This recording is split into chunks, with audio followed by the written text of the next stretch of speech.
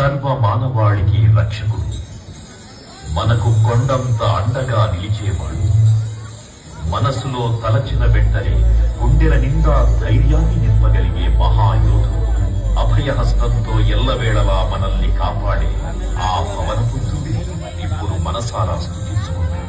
శ్రీ పంచముఖ ఆంజనేయ స్వామిగా అవతారమెత్తిన కథ దృశ్య రూపంలో తిలకిద్దాం రండి.